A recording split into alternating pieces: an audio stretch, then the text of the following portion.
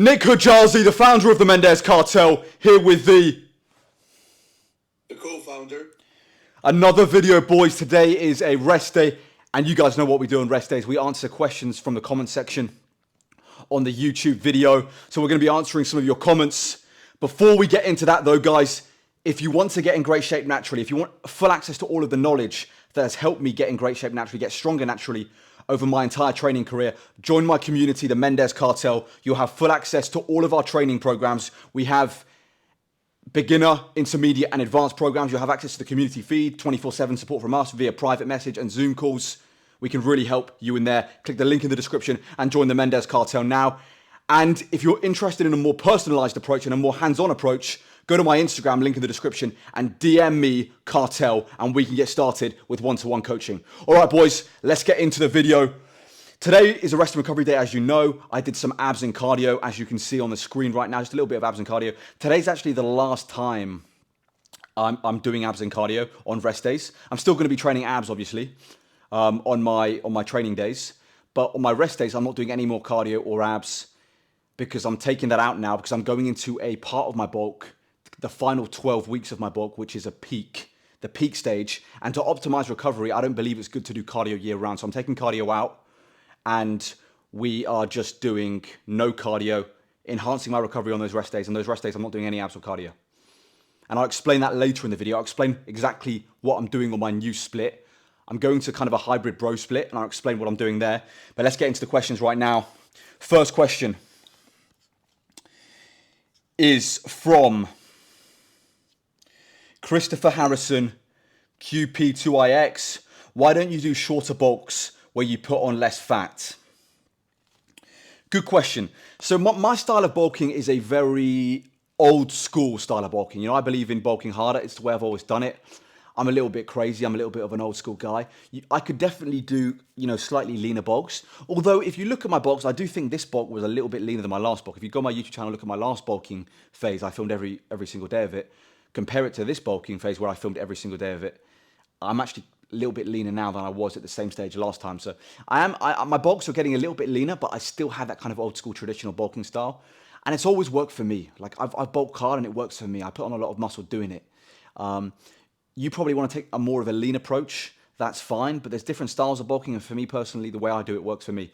It's a very individualistic thing. Co-founder, what are your thoughts? Yeah, I think doing short bulks, I mean, they do have their place, but it really it comes the big question is why would you cut your bulk so early? I have a lot of friends who like bulking, and they just get the need to get lean, and they destroy the crazy momentum they've built over the past few months. So if you're hitting PRs, if your performance at the gym is really good, just keep going, because that is the hardest thing to do at the gym, is hitting PRs, getting good momentum, getting strong, having good performance in the gym. So if you do 2 months, you're hitting PRs, and then you are like, no, I want to be lean, and you cut the bulk in half, then you're just fucking wasting time. So yeah, I think the shorter bulks do have their place, but make sure you don't cut your progress just because you want to be lean. Very well said, co-founder. Very well said. All right, next question. Thank you for the question, by the way, Christopher. Next question is from Rika Runino 880. Welcome. What's your weight?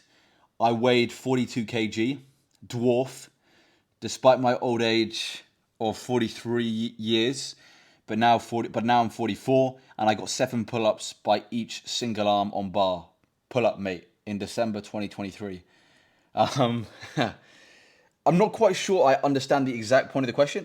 It's a good question. We appreciate it. So you weigh 43 kg. I think you said you're a dwarf, if that's the term you used, and that you can do 7 pull-ups with one arm. That's bloody impressive. If you can do 7 pull-ups with one arm, that's bloody impressive. So, yeah, bro. Listen, everyone's a different size. You could be a 43 kg dwarf. I love all people. I love everyone. We're actually considered dwarfs as well, bro. To be quite honest, people think we're dwarfs. We are part of the dwarf community. But yeah, bro, that's bloody strong, man. If you can do 7 pull-ups with one arm, you're a freak of nature, bro. That's insane, bro. Literally insane. You must be as strong as hell. Respect to you, all love to you, bro. I weigh 224 pounds, which is like 102 kilo. Yeah, but respect, man. Co-founder, any words? Nah, bro, just keep killing it and try to eat a little more, man. 43 k, 40. How heavy was he? 42 kg. 40. I think he said he was a dwarf. Yeah, bro, that's gotta eat, man. I think, You but I gotta think eat. no, but for his height, that might be strong if he's a dwarf. Yeah. What if he's like 3'7"? That's not bad then. What? Come on, bro. You gotta be No, professional. I am. Man. I'm being honest, bro. Like 42 kg for a guy that's like 4 foot tall might not be that bad. But yeah. Fair enough. Yeah. Really, really impressive. Really impressive. One arm pull up, 7 reps. That's crazy. Crazy. Respect, bro. God bless you, man. We definitely we could do a session one time, man. For a fact. But great stuff. Keep up the good work, bro. All love.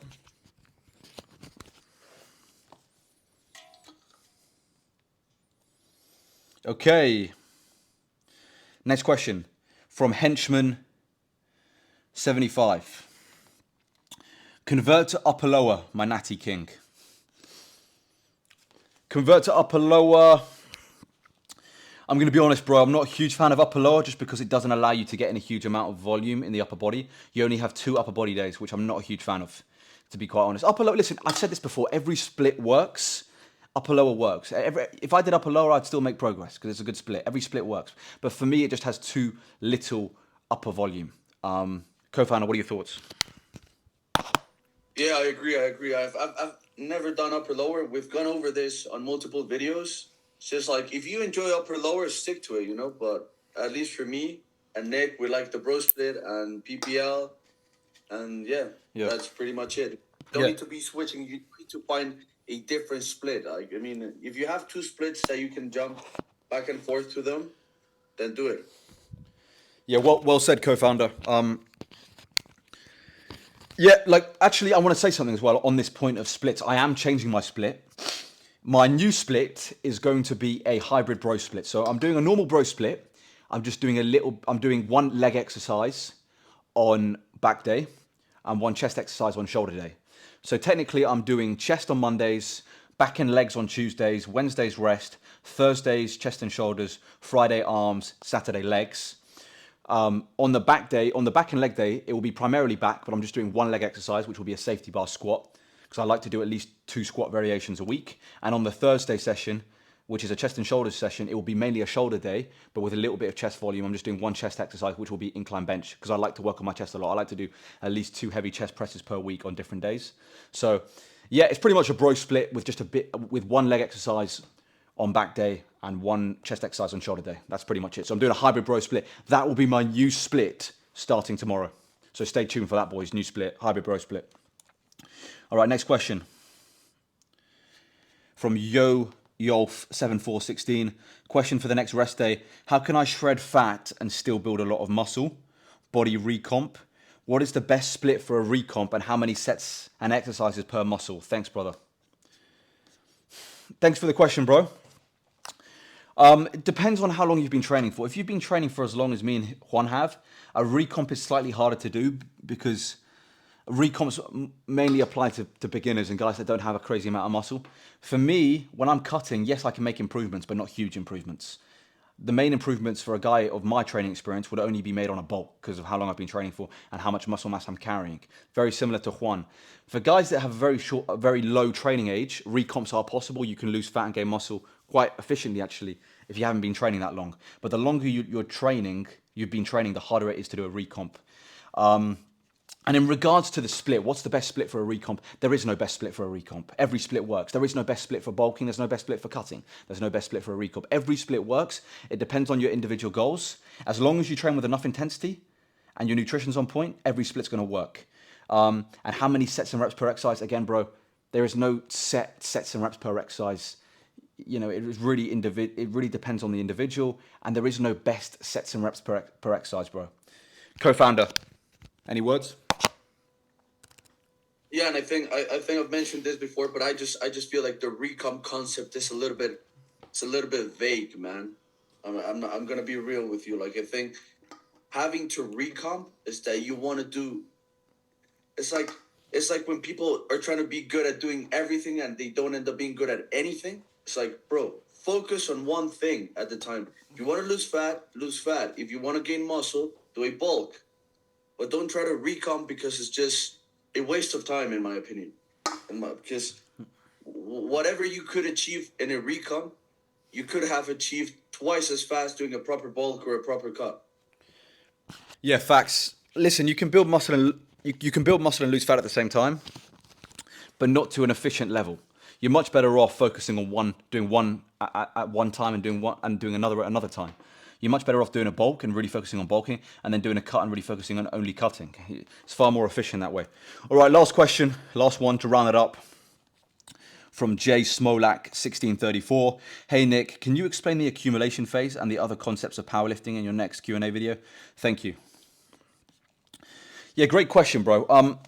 Basically, an accumulation phase is where you do harder exercise variations of the compounds you typically do to put you in a position, to strengthen you positionally. You're doing exercises, variations of your typical traditional compounds that are far more positionally challenging, and you do those for an accumulation phase for a good 8 to 12 weeks. So then when you return back to your traditional compounds, the normal conventional dead, the squat, the incline bench, you feel far stronger. And because you're in a far more positionally strong, you're in a far more positionally strong position, and that enables you to be far stronger. And you've kind of worked on all your weaknesses. So for example, I'll use the deadlift as an example. For my accumulation phase, I did the snatch grip deadlift, which is far harder than a typical conventional deadlift because it makes you far more positionally weak. You've got your arms out on the outside of the knurling, your arms are in a very awkward position, it's a far longer range of motion, it's a far harder pull, the snatch grip deadlift, compared to the normal conventional deadlift. But when you do the snatch grip deadlift for a good 8 to 10, 12 weeks, and all you do is that, and you don't do any conventional deadlift, when you eventually return to the conventional deadlift, you're gonna feel way stronger. You're going to feel so much stronger because you're in a far stronger position, and you would have really worked on a lot of your weaknesses, and you'll be a far more positionally strong athlete overall when it comes to strength. The same is for like for squats. Like I'll do a pause squat phase where I don't do normal squats, just pause squats. When I return back to normal squats with no pause, they're far easier. You've worked on your weaknesses. That's pretty much the point of an accumulation phase. And yeah, that's the point of an accumulation phase, and then you go into a peak. So it's good to do exercise variations of your traditional compounds that are far harder. So when you return back to the traditional stuff, it's far easier, if you get what I'm saying. Co-founder, want to touch upon this? I mean, I don't have much to say because you've covered it all, but yeah, just try to do different variations of different movements that make it much harder. Like for example, pause squats, taking some time away from doing normal squats and then doing them pause, like, will really, really benefit you and give you so many gains in strength gains. So yeah, try to do the harder variations. Yeah, facts, bro. And also in my accumulation phase, I don't use a belt. For most of my compounds, I don't use a belt. Like I didn't use a belt at all for the snatch grip deadlifts, and I don't use a belt for pause squats. So when I start the peak, which is tomorrow, and I throw the belt back on, I'm also going to get a huge surge in strength from that. And that's the whole point of an accumulation phase, is to put yourself in more challenging circumstances. Thank you for the question, though, brother. That's the video, guys. That's it, really. Just another day. Tomorrow I start a new split. Co-founder, any final words? Not much, boys. Lock in for this following week. Yeah, facts. Lock in for this week, boys. Give it everything you got. Nick Hajazi, the founder of the Mendez Cartel, here with the co-founder. Thank you very much for watching. Subscribe to this channel. Follow me on Instagram and TikTok. Join the Mendez Cartel, link in the description. If you're interested in one-to-one coaching, go to my Instagram and DM us, Cartel. And as always, boys, long live King Charles. Actually, let's do a quick thumbnail. Quick thumbnail, bro. Give me a sec. Oh. Most muscular.